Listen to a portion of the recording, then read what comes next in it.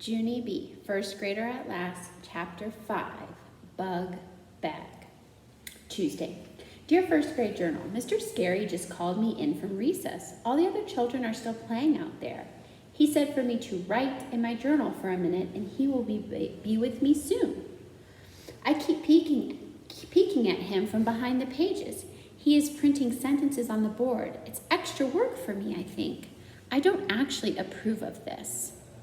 From Junie B., first grader. Mr. Scary didn't put down his chalk. You can stop peeking at me now, Junie B., he said. I looked at him really surprised, 'cause that guy has eyes in the back of his head, apparently.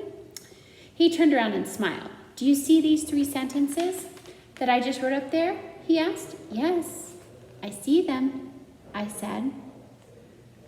Excellent, said Mr. Scary. Could you stand up and try reading them from back there, please?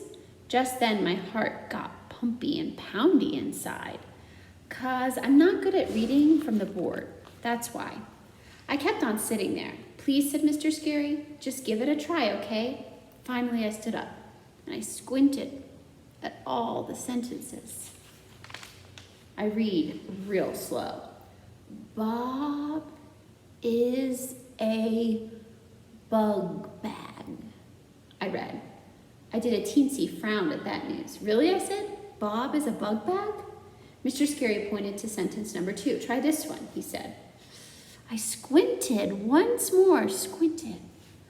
I like my hog spit, I read. I looked at my teacher really curious. These sentences are oddballs, aren't they, I said. Mr. Scary pointed to the last one. Just one more to go, he said. This time I stretched my neck. I strained my eyes. Jack is going to, I scrunched even smaller, to jail, I read. I did a gasp. Really? No kidding. Jack who? Mr. Scary came back to my seat. He took my hand and walked me closer to the board. Could you try reading them again from here, Junie B., I said. I made my voice whiny. But I don't want to read them again, Mr. Scary, I said. I really know what they say. Just one more time. And so finally I did a big breath and I read the sentence in a row. Bob is a big boy. I like my dog Spot. Jack is going to Jill's. I covered my mouth surprised. Hey, what do you know? He's going to Jill's, Mr. Scary. I said, whew, that's a relief. Mr. Scary laughed. Right, he said. After that, I headed for the door. Okie dokie. Well, I guess I'll be getting back to recess, I said. See ya. He waited for me to answer him. He did not say see ya, so I turned around. See ya, I said softer. But Mr. Scary just shook his head no. 'Cause too bad for me. He had other plans. Mr. Scary took my hand and he walked out of room 1 and down the hall. You and I are going to visit Mrs. Weller, Junie B., he said. You remember Mrs. Weller from last year, don't you? I shook my head no, 'cause that name didn't ring a bell. Mostly I would like to just remember recess. Mr. Scary patted my shoulder. Mrs. Weller is a lovely person, he said. Well, recess is lovely too, I said. Mrs. Weller is the nurse. I stopped walking because the school nurse is where you go when you are sick or tired.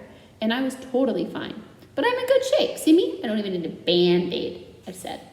Mr. Scary smiled. He pulled me along. Of course you're in good shape, Junie B., he said. But Mrs. Weller does lots of things besides giving you Band-Aids. Just then we walked into the office. And guess what? I remembered her perfectly well. I just never knew she had a name. Well, Junie B. Jones, she said, what a nice surprise to see you. It's a surprise to see you too, I said, 'cause I'm not sick or tired. Plus, I'm supposed to be on the playground right now. Mrs. Weller laughed out loud, only I don't actually know why. After that, she and Mr. Scary whispered to each other. Then finally, Mr. Scary patted my shoulder. I'm going to leave you here with Mrs. Weller for a while, Junie B. The 2 of you are going to play a game with her eye chart, okay? There they are, whispering. All of a sudden, my stomach felt kind of jumpy, because playing a game with the nurse did not sound like fun. No, I said in the inside of my head. That's not okay. Mr. Scary waved. See you, he said. I watched him go. I did not say see you back.